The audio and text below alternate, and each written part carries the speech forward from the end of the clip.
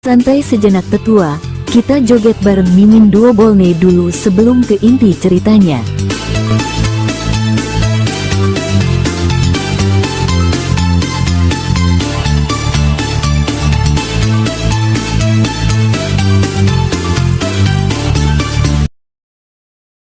Belum sempat Xiaoran menyelesaikan kata-katanya, Hong Ming kembali bersuara memotongnya. Padahal, beberapa saat yang lalu Xiaoran ingin mengatakan bahwa dia tidak mempermasalahkannya. Namun, karena sepertinya orang-orang ini telah menyiapkan sesuatu untuknya, jadi dia mengangguk dan balik bertanya. "Apa yang kalian siapkan sebagai gantinya?" balas Xiaoran, balik bertanya. Ketiganya sebenarnya sedikit heran dengan sikap Xiaoran. Mereka bukanlah pejabat biasa di kekaisaran. Akan tetapi pemuda ini bicara seolah dirinya setara dengan mereka. Apalagi, Hong Ming dan dua orang lainnya selalu menganggap diri mereka berada satu garis di bawah kaisar. Karena, tidak banyak orang yang bisa berdiri hanya beberapa langkah saja dari manusia yang memiliki kekuasaan tertinggi di kekaisaran, dan mereka adalah 3 orang dari jumlah yang tidak banyak itu. Melihat Xiaoran tidak mempermasalahkannya, Hong Ming langsung kembali membuka mulutnya. "Sebuah wilayah. Bagaimana dengan sebuah kota?" tawar Hong Ming. Saat itu juga, 2 orang lainnya langsung menganggukkan kepala mereka, dan satu di antaranya ikut bersuara.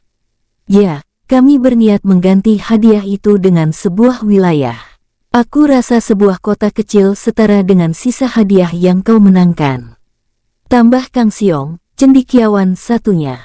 Xiaoran sedikit terkejut, ketiganya jelas melihat itu. Berpikir bahwa pemuda itu akan langsung menyetujuinya, mereka sudah merasa sedikit lega, karena saat itu ketiganya sudah menyiapkan sebuah kota tertinggal dan tidak begitu diperhatikan oleh kekaisaran jauh di selatan sana, untuk diberikan pada pemuda ini. Namun, yang membuat Xiaoran terkejut bukan itu.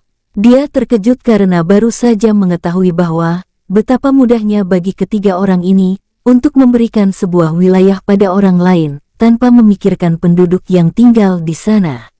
Xiaoran tentu saja tahu itu, karena ini hanya sehari setelah dia memenangkan taruhan tersebut.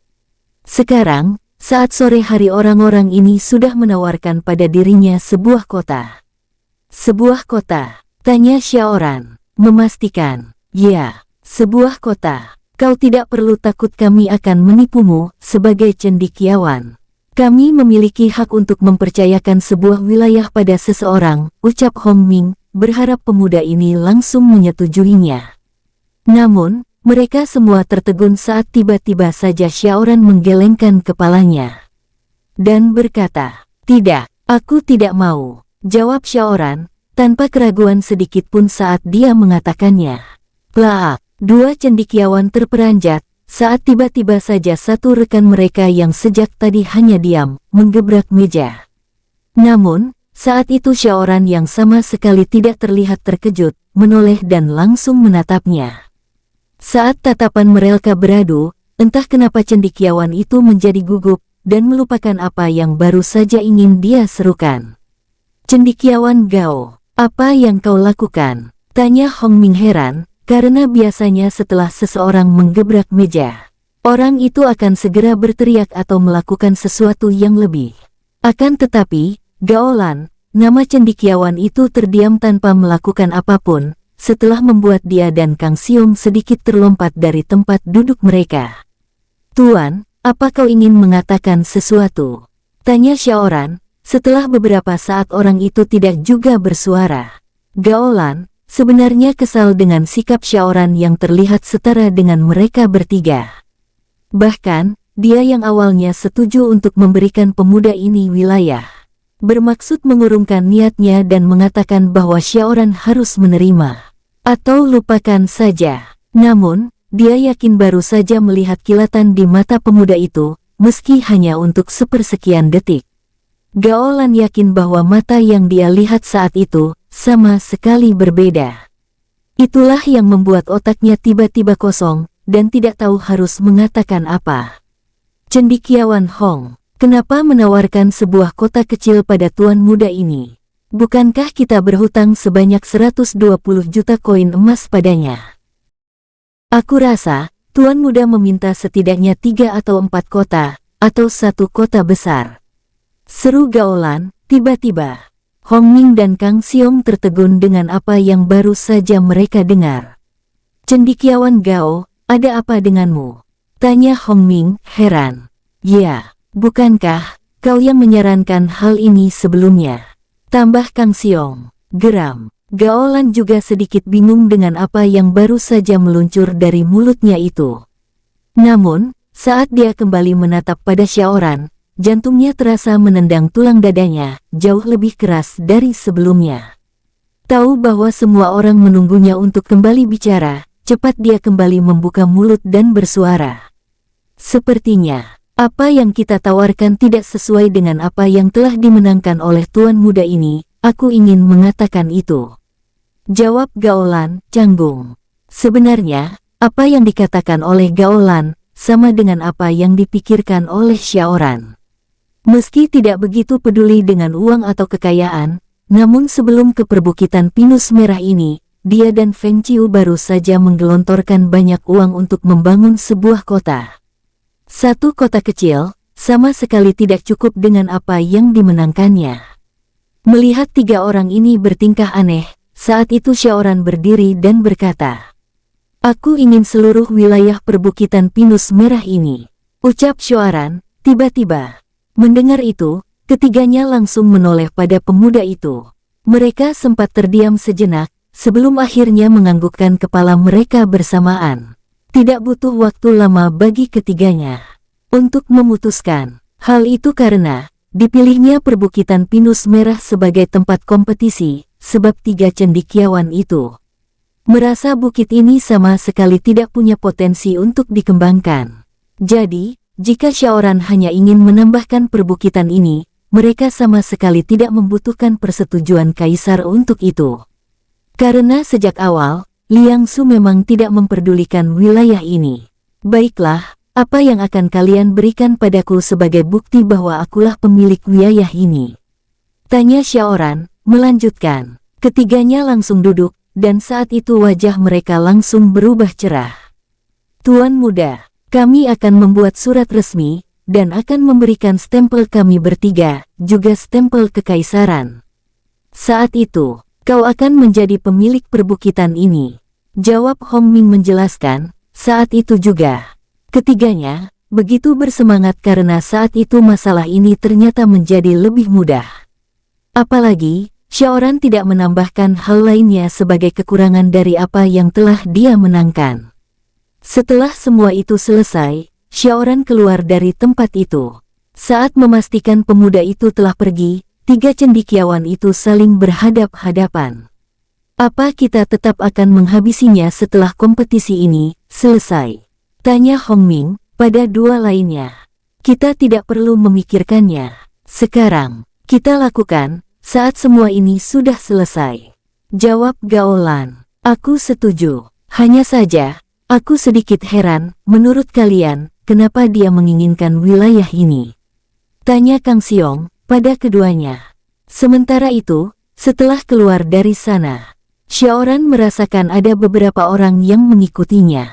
Pemuda itu sengaja memilih jalan memutar dan menaiki sebuah bukit sebelum akhirnya berhenti di hutan yang sedikit lebih lebat. Xiaoran berbalik dan berkata, "Dengan aura seperti itu, aku yakin kalian sangat ingin membunuhku kan?" Saat itu juga, Xiaoran melihat beberapa orang muncul di depannya. Setidaknya, saat ini di sana ada 10 orang yang terlihat sangat kuat. 1 orang dari semua yang menutupi wajah mereka itu, maju dan berkata, "Hei, serahkan cincin-cincin yang kau ambil dari Sung Kang dan yang lainnya pada kami. Maka, kami akan membunuhmu tanpa rasa sakit," ucapnya, mengancam. Xiaoran sudah merasakan keberadaan mereka, sejak dirinya datang ke tempat di mana cendekiawan itu tadi berada. Namun, menurut Xiaoran, sepertinya orang-orang ini menghindari tempat itu dan memilih untuk menunggunya keluar dari sana. "Apa yang kalian sebenarnya inginkan? Ada di dalam cincin yang satu ini," balas Xiaoran, menanggapinya. Melihat reaksi mereka saat tiba-tiba saja Xiaoran menunjukkan sebuah cincin, pemuda itu tersenyum tipis. "Hei, serahkan itu, cepat," seru pria tadi, yang saat itu sudah maju selangkah lebih dekat. Xiaoran menggelengkan kepalanya, dan kembali berkata, "Katakan padaku, benda apa itu?" Balas Xiaoran, kembali bertanya. Tuh, tiba-tiba saja, satu orang di belakang pria yang berbicara tadi memukul kepalanya. "Hei, bodoh, kita kesini tidak untuk mengajaknya bicara. Dia sudah memperlihatkan cincin itu, dan seharusnya kau sudah tahu apa yang harus dilakukan." Ucapnya, "Sudah sana, habisi bocah itu, dan ambil cincin tersebut," lanjut orang itu, memerintah. Pria itu mengangguk, dan berjalan mendekat pada Xiaoran sambil mengusap kepalanya. "Jangan buat aku terlihat bodoh, bocah. Berikan cincin." Wus, swus. 9 orang yang tersisa mengerutkan kening mereka, karena tiba-tiba saja rekan mereka yang ada di depan pemuda itu terdiam. "Hei, ambil cincin." Bruk, orang yang tadi mengetuk kepala temannya itu, langsung terdiam saat melihat rekannya tersebut baru saja tumbang dan terlentang. "Apa yang?" Saat dia kembali melihat pada Xiaoran, matanya langsung melebar. Entah sejak kapan, namun di tangan pemuda itu kini terlihat sebuah pedang, dengan bilah lurus memiliki 2 mata, namun dengan ukuran yang sangat pendek. "Sudah lama aku ingin mencoba pedang ini," ucap Xiaoran, sambil berjalan mendekat pada 9 orang itu. Setidaknya, mereka semua adalah kultivator tahap ahli tingkat akhir. Bahkan, ada 3 orang yang berada di tahap raja termasuk 1 orang yang terdiam saat ingin mengatakan sesuatu tersebut. Saat itu, Xiaoran kembali berbicara, "Apa kubu aliran hitam memang memiliki orang-orang dengan tahap kultivasi yang sangat tinggi?" Tanya Xiaoran lagi, meski tak begitu berharap orang-orang ini akan menjawabnya. Tidak menanggapi apa yang ditanyakan Xiaoran, pria dengan tahap kultivasi raja itu balas mengumpat kesal, "Sial, jadi, kau menyembunyikan aura tenaga dalammu?" "Hah?" tuduhnya. Xiaoran mengelengkan kepalanya. Tidak seperti itu. Aku tidak menyembunyikan apapun. Jangan bercanda kau, brengsek." Saat itu juga, dia memasang kuda-kuda. Dan pada detik selanjutnya langsung melompat menerjang tepat ke arah Xiaoran. Slash, swoosh, tring. Setelah menghindari sepakan dari kultivator itu, pedang pendek yang digunakan Xiaoran langsung menahan tebasan pedangnya. Hal itu membuat mata kultivator tersebut melebar, karena seingatnya jarang sekali ada orang yang bisa menghindar saat dia melakukan trik pengalihan seperti ini. Namun sekarang, hanya 1 ruas jari saja pedangnya untuk berhasil menebas leher pemuda ini, tapi hanya dengan pedang kecil itu saja dia bisa menahannya. Tring, lagi-lagi serangannya bisa ditahan oleh pemuda itu dengan mudah. Hal ini membuatnya semakin heran. Menurut apa yang dia ketahui, semakin tinggi tenaga dalamnya seorang semakin sulit untuk menekannya. Normalnya, kultivator hanya mampu menekan aura tenaga dalam mereka, 1 tahap di bawah tahap yang mereka kuasai. Pada sebagian orang, mungkin bisa lebih. Namun tidak ada yang mampu menekan hingga sangat jauh ke bawah, sampai jauh di bawah ranah kultivasi yang dia kuasai. Tring, tring. Xiaoran terus menahan serangan demi serangan yang dilancarkan oleh kultivator tahap raja itu, sambil memperhatikan langkahnya. Dari apa yang dia lihat, lawannya saat ini sama memiliki teknik serta kuda-kuda yang sama sekali berbeda dengan 3 kultivator yang dilawan Lao pada pertandingan terbuka sebelumnya. Sepertinya mereka tidak berada di kubu yang sama, batin Xiaoran. "Hei, bukankah kau bersikap seolah tidak ada waktu bermain-main? Habisi bocah itu." 1 dari 8 orang yang melihat pertarungan itu, seolah sedang menonton 2 orang yang bermain. Di mana satu menyerang, sedangkan satu lainnya hanya menahan. Mendengar apa yang dikatakan rekannya, orang tersebut sedikit kesal. Dia sudah mengeluarkan beberapa jurus andalannya. Namun 1 goresan saja, tidak mampu dia sarangkan pada lawannya. Pemuda ini, keduanya terus melakukan serangan dan menahan itu cukup lama, hingga akhirnya, satu orang yang tadi berbicara kembali bersuara. Sial, aku tidak menyangka mereka bisa salah merekrut orang dan menaruhnya dalam kelompokku. Ucap satu orang, saat melihat satu anggotanya tidak berdaya melawan pemuda itu. Hei, kau, maju dan habisi bocah itu. Lanjutnya memerintah, satu orang lainnya. Xiaoran menyimak apa yang diucapkan orang tersebut.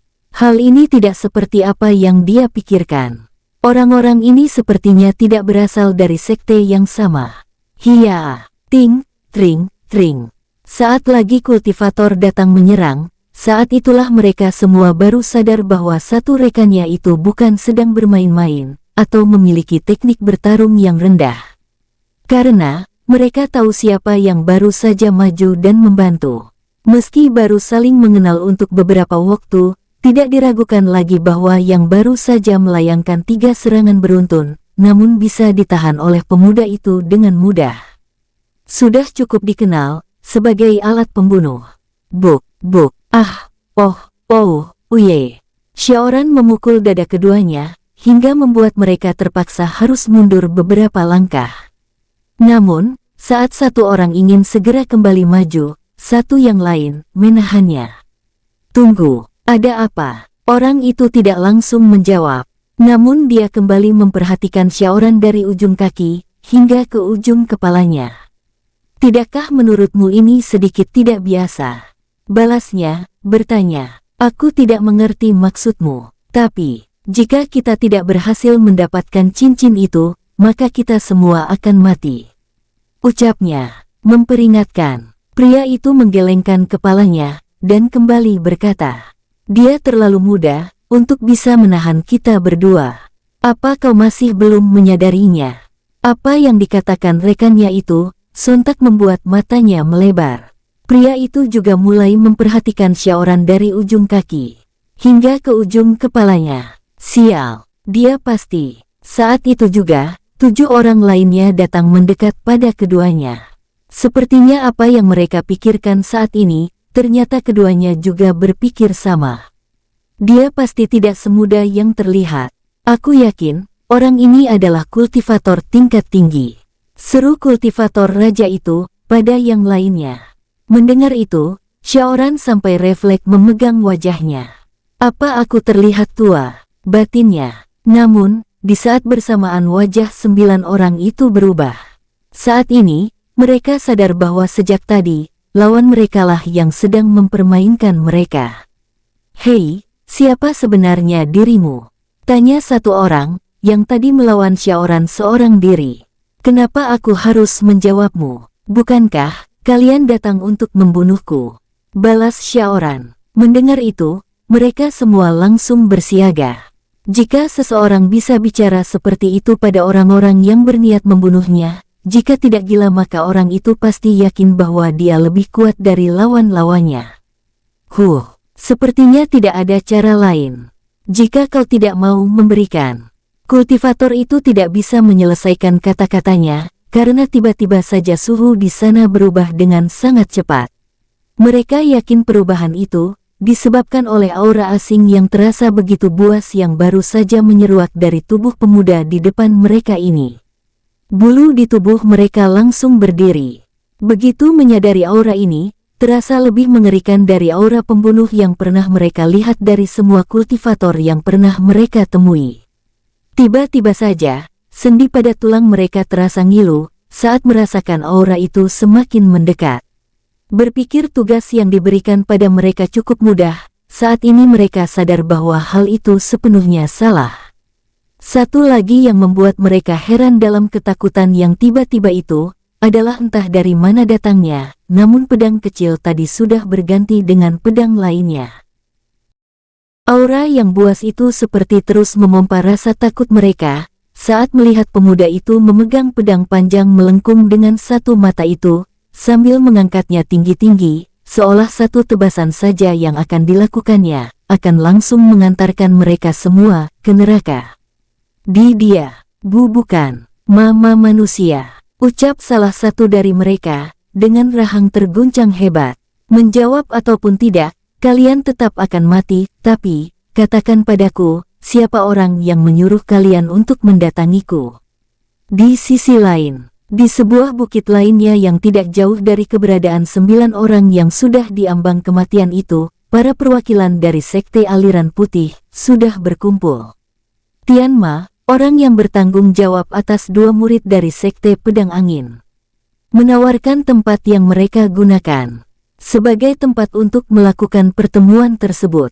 Setidaknya, ada 20 perwakilan Sekte Aliran Putih di sana saat ini. Akan tetapi, sebelum mereka mulai bicara, meski berada di dalam sebuah ruangan, secara bersamaan mereka terdiam dan menoleh pada satu arah dan merasakan sesuatu yang jauh dari sana.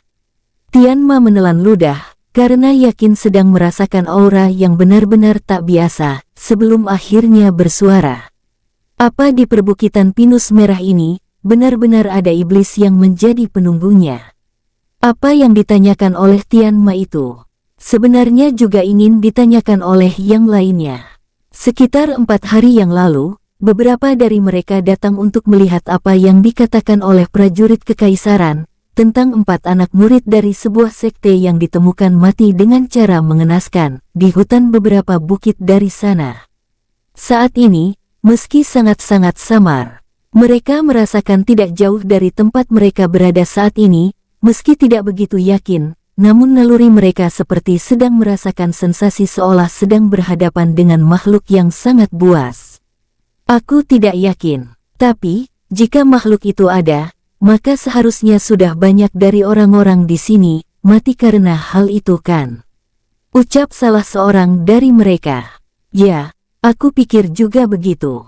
Jawab yang lainnya. Saat aura samar itu menghilang, mereka semua kembali mendapatkan ketenangan. Setelah 2 orang mengatakan hal tersebut, mereka semua terlihat bersiap untuk memulai tujuan pertemuan ini diadakan. Jadi, Tetua Tian, kau adalah tuan rumah. Sebaiknya, kau yang memulainya. Saran salah seorang ketua sekte pada Tian Ma. Tian Ma langsung berdiri. Dia mengedarkan pandangannya pada semua perwakilan Sekte Aliran Putih yang ada di sana. Di saat bersamaan, tanpa mereka semua sadari, dia juga menggunakan kesempatan itu untuk mengukur kekuatan orang-orang tersebut. Aku Tian Ma, seperti yang sudah sama-sama kita ketahui. Sehari yang lalu, saat 3 orang masing-masing dari kubu aliran hitam dan putih, secara mengejutkan terlibat dalam pertandingan terbuka. Ucap Tian Ma, memulainya. Melihat bagaimana Tian Ma memulainya, mereka semua mengangguk, karena saat itu, sebagai perwakilan sekte, mereka semua pernah terlibat dalam pertarungan antara sekte maupun perang dengan Sekte Aliran Hitam. Melihat apa yang dia ucapkan mendapat anggukan sebagai tanggapan, Tuan Ma menganggap semuanya sudah mengerti. Sung Kang dan 2 ketua Sekte Aliran Hitam yang bersamanya, terlihat jelas sudah mempersiapkan hal ini sebelumnya. Jadi, pada kompetisi bela diri yang akan diadakan 2 hari dari sekarang, tidak ada yang menjamin keselamatan murid-murid kita saat mengikuti acara itu. Lanjutnya, menjelaskan, inilah yang mereka takutkan saat kompetisi berlangsung. Berbeda dengan mereka dari Sekte Aliran Putih, kubu aliran hitam berkemungkinan besar akan melakukan kecurangan pada saat acara itu berlangsung. Saat ini saja, mereka sangat curiga bahwa kubu itu sudah berencana untuk melakukan hal buruk, untuk merusak masa depan kultivator-kultivator dari aliran putih. Tian Ma sengaja menjeda kata-katanya, agar apa yang akan dia sampaikan, bisa memengerti oleh semua orang yang hadir di sana. Kemudian, dia kembali melanjutkannya. Jujur saja, sampai saat ini, kami dari Sekte Pedang Angin sama sekali tidak mengerti kenapa Liang Zhu, sang kaisar begitu berambisi untuk mencari yang terkuat dari 2 kubu. Padahal, dia tentu tahu apa akibatnya, jika dia memberikan sumber daya yang berlimpah, jika secara tidak terduga kubu aliran hitamlah yang menang. Ini sudah menjadi pembahasan di setiap sekte sejak kekaisaran tiba-tiba memberikan undangan pada mereka untuk mengadakan kompetisi ini. Namun, baru hari ini mereka memutuskan mengadakan pertemuan langsung untuk membahasnya. Kekaisaran jelas tidak terlihat akan menghentikan apapun yang akan terjadi di gelanggang. Sebab, Saat pertandingan terbuka berlangsung, Hao Yu seharusnya bisa muncul dan menghentikan hal itu. Ucap satu ketua sekte, tidak jauh dari di mana Tian Ma berada. Melihat siapa yang bicara, mata Tian Ma sedikit melebar. Sebelumnya, dia berniat menyapa terlebih dahulu kultivator itu. Namun, aura samar yang sebelumnya mereka rasakan, membuatnya lupa akan hal tersebut. Ketua Bing, aku dan yang lain, juga berpikir seperti itu. Apa kau memiliki pendapat terkait hal tersebut? Tanya Tuan Ma padanya. Bing Dai adalah ketua dari salah satu sekte aliran putih terkuat di Kekaisaran Tang ini. Kehadirannya di sini sebenarnya cukup mengejutkan. Sebelumnya, banyak yang berpikir bahwa sekte Singa Emas hanya akan mengirim salah satu tetua mereka sebagai perwakilan. Namun, siapa yang menyangka justru ketua sekte mereka sendirilah yang datang dan mendampingi murid-muridnya. Bing Dai berdiri dan berjalan ke tengah. Pria itu mengedarkan pandangannya dan melakukan hal yang sama dengan apa yang dilakukan oleh Tian Ma sebelumnya. Namun, dia sama sekali tidak menyembunyikan hal itu. Malah, saat ini dia sedikit menggelengkan kepalanya, kecewa. Jujur saja, aku memiliki alasan kenapa aku memutuskan untuk datang langsung mewakili sekteku. Aku yakin, Senior Lao dikirim oleh Biksu Agung dari Kuil 5 Jari. Untuk alasan yang sama. Tapi, memang, Bing Dai tidak melanjutkan kata-katanya. Akan tetapi, mereka semua dapat mengerti alasannya. Lao, secara mengejutkan memutuskan untuk masuk ke dalam pertarungan untuk menyelamatkan Liu Chong dan Chong Wei. Dari rencana busuk sekte aliran hitam. Hanya saja meski berakhir menang, hasilnya tetap sangat buruk sekarang. Mereka tidak yakin tiga orang itu baik-baik saja setelah bantuan yang mereka tawarkan ditolak langsung oleh murid-murid dari ketiganya. Sadar semua orang ikut terdiam, Bing Dai kembali bersuara untuk mengatakan apa yang ada di dalam kepalanya. Aku sama sekali tidak bermaksud merendahkan kalian, tapi aku sangat menyayangkan saat menyadari beberapa sekte hanya mengutus perwakilan mereka saja. Kalian tentu sudah menyadari, perwakilan dari sekte aliran hitam tidak hanya datang untuk menonton saja kan? Jelas Bing Dai pada mereka semua. Saat sampai di sini, mereka sudah menyadari bahwa sekte-sekte dari aliran hitam datang dengan orang-orang terkuat mereka. Jika saat ini terjadi pertempuran di antara kedua kubu, maka besar kemungkinan atau bahkan bisa dipastikan mereka akan kalah. Bing Dai kembali mengedarkan pandangannya sebelum tatapannya berakhir pada Tian Ma. Tetua Ma, terlepas dari siapa yang akan menang, apa menurutmu setelah kompetisi ini selesai, aliran hitam akan membiarkan kita pulang begitu saja? Tanya Bing Dai pada pria tersebut.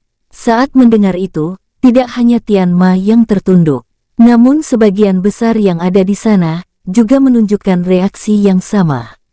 Aku tidak yakin, tapi kompetisi ini sangat mencurigakan. Sambung Bing Dai. Selanjutnya, setiap orang juga sudah curiga dengan kompetisi ini. Akan tetapi, alasan Liang Zhu terdengar masuk akal. Sebagai seorang kaisar, tentu saja dia ingin seseorang yang sangat kuat menjadi pelindung kekaisarannya. Dunia juga sudah mengetahui bahwa 5 kekaisaran terbesar, meski sudah lama tidak muncul namun wilayah mereka diyakini masih dilindungi oleh 5 kultivator legenda. Hanya satu di antaranya yang sangat jelas dilindungi oleh salah satu legenda itu. Karena, di kekaisaran itu, kultivator itu sendirilah yang menjadi kaisarnya. Sebelumnya, kekaisaran Tang juga dilindungi oleh satu orang yang setara dengan mereka, namun itu sudah lama berlalu. Tanpa kabar yang jelas, Sang Dewa Seribu Pedang sudah lama menghilang. Dengan ketiadaan Feng Chen, hanya menunggu waktu saja hingga ada yang memulainya, dan saat itu mungkin saja kekaisaran ini akan langsung hancur. Baiklah, bagaimanapun kita sudah berada di sini, dan semua sudah dan akan terjadi. Karena kita masih memiliki kesempatan untuk berkumpul, sebaiknya kita memikirkan solusi dari masalah ini. Ucap Tian Ma pada semuanya. Mereka semua terdiam, tampak sedang berpikir. Namun, tiba-tiba seseorang bersuara. Bagaimana jika kita mengundurkan diri? Aku rasa, saat Kaisar mengetahuinya, kompetisi ini akan ditunda. Berpikir bahwa saran yang disampaikannya sangat bagus, akan tetapi begitu dia menyelesaikan kata-katanya, semua orang menggelengkan kepalanya. Mundur berarti kalah. Kita hanya akan dikenal sebagai sekelompok pengecut. Dan itu sama saja kita menyerahkan masa depan kekaisaran dan seluruh penduduk kekaisaran ini pada sekte aliran hitam. Tegas Bing Dai, saat itu juga. Hais, kenapa Senior Lao sampai terlibat? Jika tidak, mungkin ini akan sedikit berbeda. Gerutu satu orang, yang mendapat anggukan setuju dari beberapa orang lainnya. Namun, saat itu juga Bing Dai kembali menanggapinya. Liu Chong dan Chong Wei memang bukan yang terkuat di antara kita yang ada di sini. Tapi, kehadiran mereka sangat dibutuhkan. Senior Lao sangat mengerti akan hal itu. Setidaknya, saat ini mereka juga sudah kehilangan 3 orang terkuat mereka. Ucap Bing Dai, mencoba menjelaskan kemungkinan terbesar, kenapa Lao tiba-tiba saja masuk dan bertarung. Mereka semua terdiam untuk beberapa saat, namun sebuah suara langsung membuat mereka tersentak saat itu juga. Jika kalian berpikir bahwa kehadiran kami memang sangat dibutuhkan, lalu kenapa kalian memulainya, bahkan sebelum kami datang? Mereka langsung menoleh, dan mendapat 3 orang yang baru saja mereka bahas. Sudah berdiri di depan pintu ruangan itu. Kalian, bagaimana bisa? Seru mereka semua hampir bersamaan, begitu melihat Lao, Liu Chong dan Chong Wei yang entah bagaimana bisa, sudah berada di sana. Semua orang di sana sangat yakin dengan apa yang mereka lihat saat terakhir kali menyaksikan kondisi ketiganya. Lao, sudah kehilangan aura kehidupannya, sesaat setelah dia mengeluarkan jurus yang membuat namanya dikenal hampir seluruh kultivator aliran hitam maupun putih di Kekaisaran Tang ini. Sementara itu, kondisi Liu Chong dan Chong Wei lebih dahulu terlihat mengenaskan.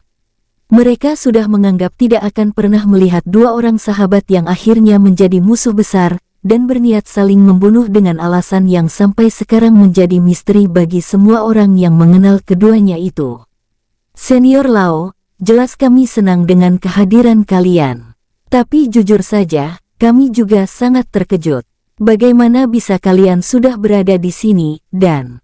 Bing Dai tidak bisa menyelesaikan kata-katanya, karena memang masih sulit bagi dirinya untuk mempercayai apa yang dia lihat saat ini. Tian Ma dan yang lainnya juga merasakan hal yang sama. Karena mereka semua juga mengenal siapa Sung Kang. Bahkan bagi Tian Ma yang berasal dari Sekte Pedang Angin, Sekte Bunga Racun yang diketuai oleh Sung Kang sendiri, adalah musuh besar sekte mereka. Saat ini saja, Tian Ma tidak bisa menahan diri untuk terus menatap pada lengan Lao. Yang jelas-jelas mendapat tebasan langsung dari pedang Sung Kang, yang dia yakini mengandung racun terkuat dari ahli racun itu sendiri. Kami mengerti jika kalian terkejut. Jujur saja, kami juga sama terkejutnya. Bukankah begitu? Ucap Lao, sambil menatap 2 orang yang duduk tidak jauh dari dirinya. Bahkan, saat aku membuka mata, aku pikir aku akan langsung melihat neraka. Tapi, saat itu wajah seorang pemuda muncul dan seterusnya semua menjadi lebih baik. Dalam kecepatan luar biasa, ucap Chong Wei, menanggapinya. Liu Chong menganggukkan kepala, menyetujuinya. Ya, siapa yang menyangka pemuda itu memiliki teknik penyembuhan yang luar biasa. Lanjutnya, saat itu, semua orang terdiam. Dari apa yang mereka dengar dari ketiganya, Lao, Chong Wei dan Liu Chong seolah melimpahkan pujian mereka pada seorang pemuda. Hal itu menggiring ingatan mereka semua pada detik-detik terakhir, sebelum Lao mengeluarkan jurus pemungkasnya. Saat itu, seseorang berteriak pada biksu gila dari kuil 5 jari itu, dan semuanya kengerian langsung dimulai. Jadi, pemuda itu? Tanya Tian Ma, terbata. Siang hari, dia dan 4 orang lain yang juga ada di sana, kembali bertemu dengan pemuda tersebut. Bahkan, mereka sempat meremehkan pemuda itu. Lao yang sudah mengerti, menganggukkan kepalanya. Xiaoran, itu namanya. Tegas biksu dari kuil 5 jari tersebut. Xiaoran, gumam Bingdai, memastikan. Namun, saat itu juga 3 orang itu menggelengkan kepalanya. Bukan Xiao, tapi Xiaoran. Jelas Liu Chong. Saat di perjalanan ke tempat ini, dia dan Chong Wei sempat menanyakan perihal pemuda yang telah menjadi penyelamat mereka tersebut. Hal itu karena mereka berdua belum sempat berterima kasih, namun saat itu murid-murid mereka mengatakan bahwa Xiaoran sedang memiliki urusan lainnya. Ya, aku harap kalian tidak meremehkan namanya. Karena nama itu akan segera mengguncang dunia kultivator ini. Tambah Chong Wei, pada semua orang yang masih terus menatap ketiganya bergantian. Seolah tak percaya. Mereka mengerti bahwa 3 orang ini memiliki hutang yang sangat besar pada pemuda itu. Namun, untuk mengatakan bahwa apa yang dilakukan pemuda itu bisa mengguncang dunia kultivator ini, jelas terdengar berlebihan. Saat mereka semua terdiam, Lao tersenyum, sebelum akhirnya berkata, "Kalian sudah melihat keadaan kami kan? Jadi, kira-kira, di kekaisaran ini, siapa yang mampu mengobati kami dan membuat aku dan mereka berdua bisa duduk di sini hari ini, padahal sehari yang lalu kami bertiga sudah berada di depan gerbang kematian?" Tanya Lao pada semua orang di sana. Pertanyaan yang dilontarkan Lao itu sontak membuat mereka semua memaksa otak mereka untuk bekerja keras memikirkan banyak nama, mencari seseorang dengan kemampuan seperti itu. Namun, semakin keras mereka mencoba, semakin jelas bahwa mereka tidak menemukan satupun nama yang akan bisa melakukannya. Chong Wei yang kesal karena respon semua orang itu terlalu lama, langsung berdiri dan berseru, "Apa kalian semua bodoh? Tidak adakah dari kalian yang bisa langsung berpikir bahwa senior itu adalah seorang alkemia? Dan jelas, dengan kemampuannya, dia sudah berada di level yang belum kita ketahui sebelumnya, meski usianya masih sangat muda." Seru pria itu, dengan nada kesal. Chong Wei berharap mereka semua langsung berteriak karena terkejut, atau mungkin terloncat atau hal-hal seperti itu. Akan tetapi, setelah beberapa saat menunggu, dia akhirnya menggelengkan kepalanya sambil mendorong udara dengan satu tangannya, dan berkata pasrah, "Hais, ternyata kalian memang bodoh." Ucapnya kecewa. Mereka semua masih hening, karena informasi itu sangat tidak mereka duga. Bahkan tidak pernah mereka pikirkan sama sekali. Lebih dari ilmu apapun, bagi kultivator, alchemist adalah sebuah ilmu yang sangat sulit. Bahkan, kultivator legenda belum tentu menguasai salah satu cabang ilmu pengetahuan yang bisa mendukung tingkat kultivasi seseorang dengan sangat cepat itu. Alkemis. Akhirnya, Chong Wei sendiri yang dibuat terloncat, karena mereka semua baru berseru setelah beberapa detik kemudian. "Sial, kenapa kalian terlalu lama untuk terkejut, brengsek?" teriak Chong Wei kesal. Mereka tidak memperdulikan apa yang dikatakan oleh Chong Wei, karena saat itu mereka langsung mendekat pada Lao, yang terlihat lebih mengenal pemuda itu. Seingat mereka, pemuda itu memanggil Lao dengan sebutan guru, dan Lao sendiri memanggilnya dengan sebutan runner. Dua panggilan yang tidak mungkin diucapkan jika keduanya tidak cukup dekat. "Senior Lao, siapa sebenarnya pemuda itu? Benarkah dia dari sekte bunga musim gugur?" "Senior Lao, apa dia mengatakan bahwa dia memiliki guru atau semacamnya? Ini benar-benar luar biasa. Aku lihat dia bahkan masih sangat muda. Jenius." "Tidak, tidak, ini di atas jenius." Beberapa orang mendekat pada dua yang lainnya. "Chong Wei, Liu Chong, katakan sesuatu." Saat itu mereka semua langsung mengerti kenapa Chong Wei mengatakan bahwa nama itu akan mengguncang dunia. Karena, setidaknya saat ini dunia mereka masing-masing benar-benar sedang terguncang. Namun begitu, ketiganya hanya bisa tersenyum dan memasang wajah bangga. Pasalnya, mereka juga tidak tahu harus menanggapi hal ini seperti apa. "Tenangkan diri, kalian. Bukankah ada hal lain yang harus kita bahas saat ini. Ucap Lao, berharap mereka yang terlihat begitu terkejutnya itu bisa sedikit tenang. Tianma menggelengkan kepalanya. Senior, kau tahu masalah ini lebih serius dari apa yang akan kita hadapikan? Tanyanya pada Lao. Ya, aku setuju. Apa yang dikatakan Tetua Tian benar. Kemunculannya pasti akan mengguncang dunia kultivator. Dia akan diburu. Tambah Bing Dai, saat itu juga. Hais, apa yang dipikirkan oleh Feng Nuo? Kenapa dia mengirim pemuda yang begitu berharga ke tempat yang sedang bermasalah seperti saat ini?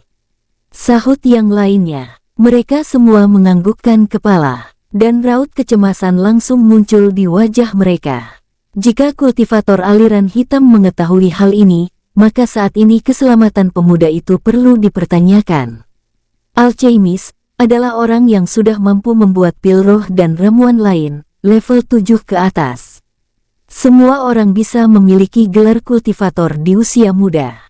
Namun, untuk menjadi alkemis, belum pernah satupun dari mereka mendengar seseorang yang menyandang gelar itu berusia kurang dari setengah abad. Senior Lao, di mana dia? Kenapa dia tak bersama kalian? Ah, kenapa sekte bunga musim gugur ceroboh sekali? Brooke, tiba-tiba semua orang terdiam, karena mereka baru saja melihat seseorang menaruh sebuah kantung di atas meja. Tidak, aku bukan alchemist, tapi aku pernah bertemu dengan seorang seperti itu. Dan aku memang memiliki sedikit pengetahuan tentang itu. Dan, terima kasih, sudah mengeja namaku dengan benar. Tidak ada yang menyadari, sejak kapan atau bagaimana bisa pemuda yang sedang mereka bicarakan sudah berada di sana. Xiaoran mengedarkan pandangannya dan menatap semua orang di sana heran. Namun, dia menggelengkan kepalanya, lalu menunjuk kantung yang baru saja dia taruh di atas meja itu. Kalian harus melihat isi kantung ini. Sepertinya, selain kultivator dari sekte aliran hitam, ada kubu lain yang juga sudah berada di perbukitan pinus merah ini. Jumlah mereka setidaknya 500 orang. Dan semua dari mereka setidaknya memiliki beberapa benda ini. Ucap Xiaoran, yang saat mengatakannya, dirinya sudah berada di sana saat semua ini dimulai. Terkejut, tentu saja. Tapi, begitu melihat apa yang baru saja diletakkan Xiaoran di atas meja, ternyata hal itu lebih menarik perhatian mereka. Tidak ada yang tahu bagaimana Xiaoran bisa mendapatkannya. Karena pemuda itu hanya mengatakan bahwa dia baru saja menghabisi beberapa orang, namun sepertinya mereka tidak mempercayainya. Benda yang dibawa Xiaoran itu terlihat seperti batu energi. Meski hanya sebesar satu ruas jari, namun memiliki aura yang sangat kuat. Apa ini semacam pil? Tanya Bing Dai, sambil mengambil satu dan mengangkatnya dengan ibu jari dan telunjuknya. Mendengar itu, Xiaoran menganggukkan kepalanya. Aku rasa seperti itu. Tapi, aku tidak melihat bagaimana cara mereka menggunakannya. Jawab Xiaoran. Mendengar penjelasannya, Lao menoleh pada Xiaoran. Di antara yang lainnya, walaupun tidak begitu yakin, dia sedikit mempercayai apa yang dikatakan oleh Xiaoran. Saat dia masih dalam kondisi sangat lemah, di antara alam bawah sadarnya, dia mendengar sebuah suara yang mengatakan bahwa seseorang memiliki cara yang sama dengannya saat melatih tubuh mereka. Master, apa yang akan kau lakukan pada benda ini? Tanya Liu Chong, tiba-tiba. Hal itu sontak membuat semua orang menoleh padanya. Namun, saat itu pula Liu Chong memundurkan kepalanya dan kembali berkata, "Apa? Kenapa kalian melihatku seperti itu? Dia sudah menyelamatkanku. Meski tidak mengakuinya, dia tetap master alkemis bagiku," tegas Liu Chong pada semua orang. Mendengar itu, Chong Wei menepuk bahu Liu Chong dan mengedarkan pandangannya pada semua orang. Ya, aku juga berpikir seperti itu. Bukankah seseorang yang hebat tidak mengakui kehebatan yang dimilikinya? Dan itu pula yang membuatnya semakin hebat. Tambahnya, Xiaoran hendak menanggapi hal itu. Namun Bing Dai lebih dahulu beraksi. sambil menangkupkan telapak tangan pada kepalan tangannya. Lebih dari itu semua, dia masih sangat muda. Kemudian, pria itu sedikit membungkukkan tubuhnya untuk memberi hormat sambil berkata, "Master Xiaoran, kau mendapatkan pengakuan dariku dan kau akan selalu diterima di sekteku. Datanglah berkunjung, kapanpun kau mau," tawar pria itu pada Xiaoran. Mata Tian Ma melebar. Sial, dia mendahului semua orang. Umpatnya, dalam hati. Tak mau ketinggalan, Tian Ma langsung mengikuti apa yang baru saja dilakukan oleh Bing Dai tersebut. "Sekte Pedang Angin juga selalu akan terbuka untukmu," ucapnya. Tak perlu menunggu lama, yang lain langsung mengikuti keduanya. Hal itu membuat Xiaoran tidak bisa berkata-kata. Melihat pemuda itu terdiam dan tidak tahu harus berbuat apa. Lao yang berada di dekatnya menepuk bahu Xiaoran dan berkata, "Raner, menerima rasa hormat orang lain juga menunjukkan bahwa kau juga menghormati mereka," ucap Lao pada pemuda yang mengaku bahwa ini kali pertama baginya keluar melihat dunia. Xiaoran ingin menanggapinya, namun Liu Chong dan Chong Wei juga sudah berdiri, bahkan mereka tidak hanya membungkuk sedikit, tapi sangat dalam. "Master," Xiaoran menelan ludahnya, karena saat itu juga tenggorokannya terasa sangat kering. "Terima kasih," ucapnya terbata, sambil membalas hormat pada mereka. Barulah setelah itu, semua orang kembali berdiri, sambil tersenyum senang. Melihat itu, Xiaoran menjadi sedikit lebih lega. Dia berharap hal seperti ini tidak terjadi lagi ke depan. Karena tumbuh di tempat terburuk, dan selalu dikatakan sampah oleh anak-anak seusianya, pemuda itu benar-benar merasa tidak siap menerima rasa hormat dari orang-orang ini. Apalagi, dia merasa tidak pantas mendapatkannya karena dia bukanlah seorang alkemis. "Jadi, Raner, apa yang akan kau lakukan dengan benda-benda ini?" tanya Lao, mengingatkan pertanyaan yang disampaikan Liu Chong tadi. "Aku pikir, sebaiknya kalian membawa benda ini satu sebagai contoh. Bisa saja di masa depan, setelah kita mengetahui benda apa ini sebenarnya, jika batu-batu ini berbahaya, maka tidak akan sulit untuk menjelaskannya pada orang-orang yang ingin kalian lindungi," jawab Xiaoran. Mereka semua langsung mengangguk. Sebenarnya, karena Xiaoran yang menemukannya, mereka tidak berpikir bahwa pemuda itu akan memberikannya pada mereka. Akan tetapi, setelah mendengar penjelasan Xiaoran, mereka langsung mengerti kenapa Xiaoran menunjukkan benda tersebut pada mereka. "Baiklah, aku akan membawa satu," ucap Bing Dai. "Aku juga," sahut Tian Ma, disusul oleh Liu Chong dan Chong Wei. Kemudian secara bergantian mereka semua mulai mengambil satu, dan memasukkan benda tersebut ke dalam cincin ruang mereka masing-masing. "Lalu, apa yang aku lewatkan?" tanya Xiaoran saat semuanya sudah kembali ke tempat mereka masing-masing. Akhirnya, maksud pertemuan itu diadakan, kembali dimulai dari awal. Tian Ma dan Bing Dai mengulang apa yang tadi mereka katakan, hingga hal-hal lain yang masih berkenaan dengan kejanggalan pada kompetisi itu. "Jujur saja, ini kali pertama buatku keluar dan melihat dunia.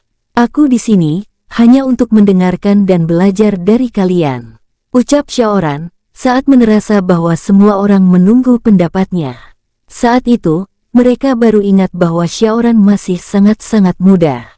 Namun begitu, saat dia mengakui bahwa dia masih perlu banyak belajar, saat itu pula mereka semua semakin menyukai pemuda itu. Hais, Feng Nuo benar-benar beruntung. Namun, bagaimana bisa dia begitu ceroboh membiarkan pemuda yang berbakat ini keluar tanpa didampingi salah satu tetua sekte bunga musim gugur? Batin Tian Ma. Sebenarnya, mereka semua berpikir sama. Meski mereka berbeda sekte, namun dalam skala besar mereka berada di pihak yang sama. Memiliki master alkemis di kubu mereka adalah keuntungan yang sangat besar. Namun, kehilangan itu juga merupakan kehilangan yang sangat besar pula. Sebelum pertandingan terbuka, aku sempat melihat beberapa ketua sekte aliran hitam. Bisa aku pastikan hampir semua perwakilan sekte-sekte besar dari mereka Datang untuk mengikuti kompetisi ini, kata Bing Dai, lagi. Ya, aku juga melihat orang-orang berpakaian merah. Itu pasti kultivator dari paviliun bulan darah. Tambah satu orang. Sepertinya, mereka memang sudah bersiap untuk ini. Aku bahkan melihat ketua dari sekte rantai api. Ucap satu orang lainnya, menambahkan. Saat itu, mata semua orang melebar. Mereka memang sudah melihat orang-orang dengan pakaian dari sekte itu. Namun, belum ada yang melihat ketua sektenya. Akan tetapi, begitu salah satu dari mereka mengatakan bahwa dia telah melihatnya. Sontak semua orang berbalik dan menoleh pada Lao. Sekte rantai api memiliki sejarah panjang dengan kuil 5 jari. Masih menjadi rahasia apa yang membuat sekte itu begitu berambisi menghancurkan kuil tersebut, namun pertarungan antara Biksu Agung dan ketua dari sekte itu benar-benar sebuah pertarungan yang mengerikan. Lao tahu kenapa mereka semua menatapnya. Namun, dia hanya bisa menghela nafas panjang, lalu melepasnya dengan kasar. Sambil menggelengkan kepalanya, Lao berkata, "Perlu dari kita semua hanya untuk menahan satu serangannya." Ucapnya, yang sudah tahu apa maksud dari tatapan mereka semua. Saat itu, mereka langsung menelan ludah. Seperti apa yang sudah mereka ketahui, biksu tidak pernah bermain-main dengan kata-kata mereka. Jika Lao berkata seperti itu, mereka langsung mengerti bahwa sang biksu gila. Tidak sedang meremehkan mereka. Mereka sadar, Lao sedang memberi gambaran seberapa kuat orang yang sedang mereka bicarakan itu. Tidak ada yang meragukan kekuatan dari Biksu Agung Kuil 5 Jari. Jika dia memiliki sedikit saja ambisi di dunia ini, maka bisa dipastikan orang itu akan menjadi legenda. Kedelapan mereka sempat terdiam sebentar, sebelum akhirnya Bing Dai kembali bersuara. Yah, itu memang sangat mengejutkan. Tapi, saat berada di Tangzi, untuk mengkonfirmasi keikutsertaan sekteku, aku juga sempat melihat nama dari sebuah sekte baru. Dan itu lebih menarik perhatianku. Mereka semua menoleh pada Bing Dai. Namun terlihat tidak begitu tertarik dengan apa yang akan dikatakan pria yang menjadi ketua sekte Singa Emas itu. Hal apa yang lebih menarik perhatianmu dari kehadiran ketua sekte rantai api di tempat ini? Tanya Chong Wei, lemah. Bing Dai tersenyum miring dan menggelengkan kepalanya. Awalnya, dia juga tidak percaya dengan apa yang dia baca. Akan tetapi, setelah menanyakan langsung pada salah satu prajurit yang bertanggung jawab pada peserta acara, prajurit itu memastikan bahwa apa yang dia lihat itu benar. Sekte yang lebih menarik perhatianku itu bernama Sekte Dewa Seribu Pedang. Saat kalimat itu dikatakan oleh Bing Dai, saat itu juga semua orang membeku. Tidak ada orang yang cukup bodoh atau gila menggunakan nama tersebut sebagai nama sekte mereka dan mendaftar diri dalam kompetisi bela diri ini begitu saja, apalagi di Kekaisaran Tang ini. Dewa Seribu Pedang, gumam Xiaoran. Ya, itu namanya, tegas Bing Dai. Bersambung. Sampai jumpa di episode selanjutnya para tetuaku, semoga terhibur.